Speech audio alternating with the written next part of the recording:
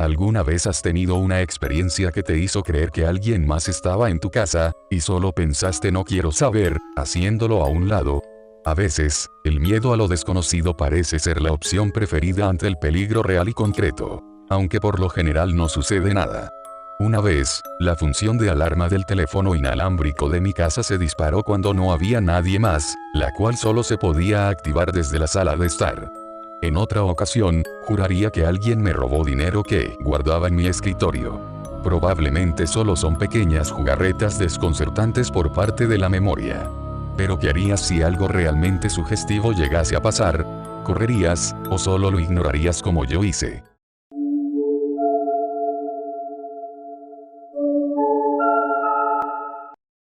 Me levanté, me lavé los dientes, me puse mi uniforme escolar, todos esos pequeños detalles de mi rutina matutina. Me pareció que sería otro de esos días totalmente irrelevantes, hasta que vi las cuerdas. Había 3 o 4 cordeles gruesos en mi habitación, se cruzaban entre sí, desde las paredes alrededor de mi cama y uno estaba enlazado a la puerta. No había manera de que los hubiera ignorado antes, tuve que haberme tropezado con ellos. Estaban atados a clavos en las paredes, los cuales tampoco existían hace 10 segundos. Nadie pudo haber estado en mi cuarto mientras yo estaba en él, ni mucho menos colgarlos. Pero era temprano y mi cerebro no procesaba las cosas correctamente. Por lo que solo ignoré el panorama, desaté las cuerdas y me fui a la escuela, dejándolas hechas una bola en mi escritorio. No mejoró después de eso. Afuera de mi hogar había cientos de ellas, atadas entre casas, alrededor de autos, a lo largo de las calles. Esto tenía que ser una broma bastante elaborada, uno de esos programas de cámara oculta, y todos los demás debían estar involucrados en esto. Los transeúntes iban atados, amarrando las cuerdas en objetos hacia los que se dirigían y de los que se alejaban, como si estuvieran siguiendo el flujo que había sido desplegado para ellos. Continué, nervioso, mi camino hacia la escuela. En el bus, todo excepto yo estaba atado a la puerta. En la escuela, grupos de amigos estaban atados entre sí, los profesores atados a mesas y pizarrones. Curiosamente, lo único que me preguntaba para ese punto era por qué yo había sido excluido. Cuando mi amiga Lucía se sentó a mi lado en la primera clase, solo tiró su mochila en mi regazo y descansó su mentón en su mano viendo a través de mí, hacia la ventana que daba a la intemperie. «Hey, Lucía». Ninguna respuesta. «Vamos, no esperaba que a ti también te convencieran de esto». Suspiró y empezó a sacar libros de su mochila. Todos los libros estaban atados a sus manos. Sonreí y arranqué una de las cuerdas de un libro. No pareció notarlo, en su lugar, omitió el libro por completo y lo dejó caer al suelo sin vacilar. Me agaché, recogiendo su libro y colocándolo de vuelta en su escritorio. No lo notó.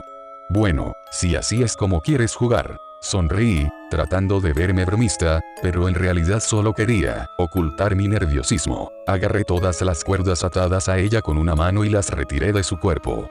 Joder, Martín, eres como un ninja o algo.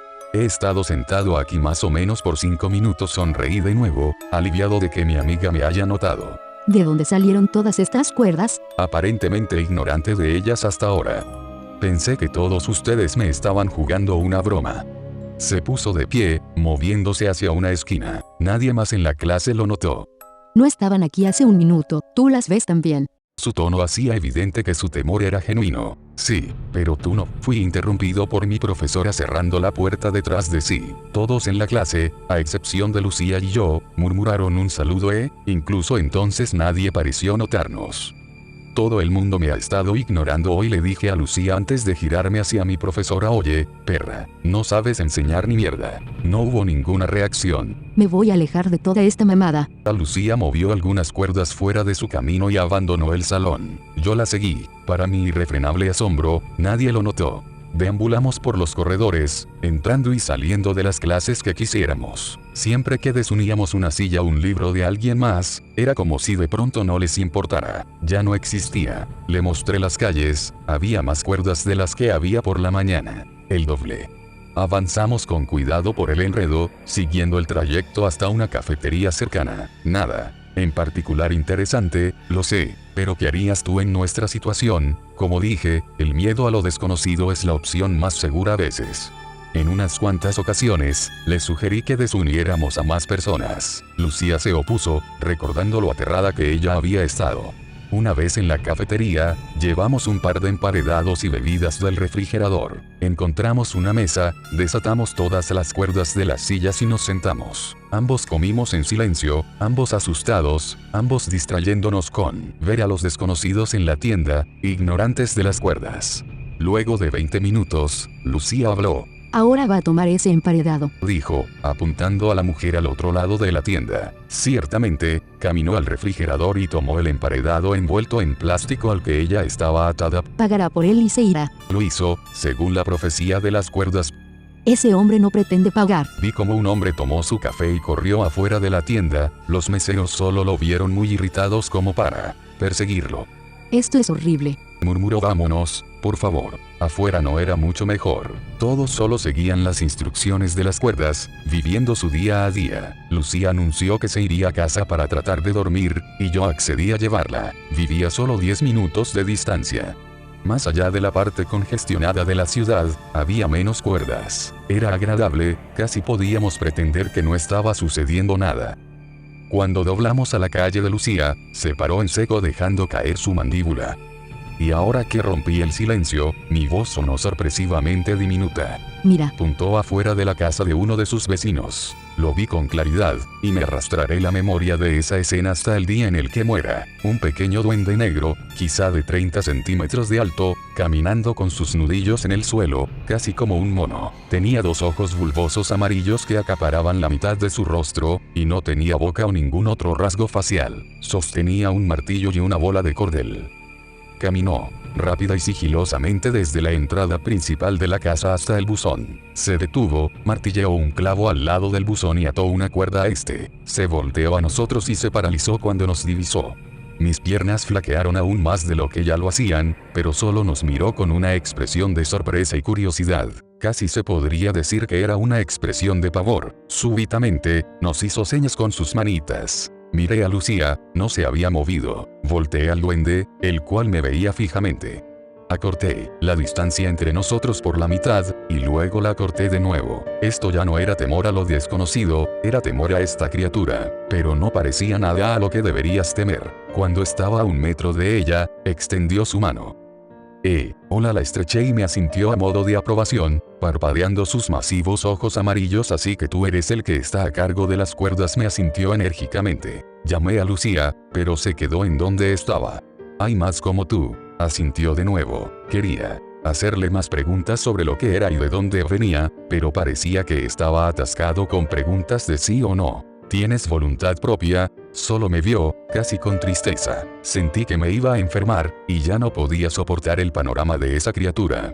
Tomé a Lucía, quien había estado escuchando nuestro intercambio, y ahora se sentaba en la acera con su rostro entre sus manos. Vámonos. Entramos a su casa y le hice una taza de té. Cuando la encontré en la sala de estar, había desatado a su perro, y estaba acurrucada con él, llorando. Puse el té en el suelo y me senté junto a ella.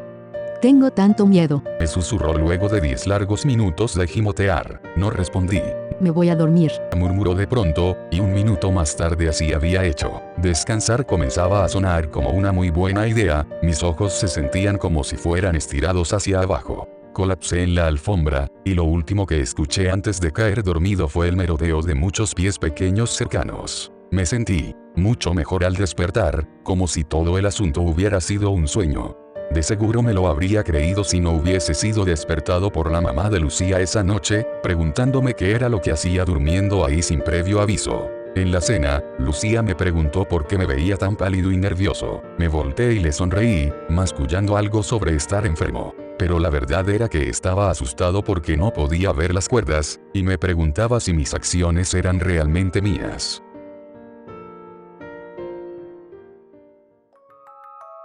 Gracias por escuchar el creepypasta y llegar al final del video. En esta ocasión, usamos Loquendo como homenaje al estilo de los videos de creepypastas de antaño. Principalmente seguiremos subiendo historias narradas por nosotros, pero también subiremos creepypastas con Loquendo de vez en cuando. Comenta si te gustó este formato o si prefieres que narremos con nuestras voces. Y dinos qué tal te ha parecido la historia. Se despide Maxi Animal. Se despide Astartea. Nosotros somos los hermanos Creepy. ¿Y tú formarás parte de esta hermandad?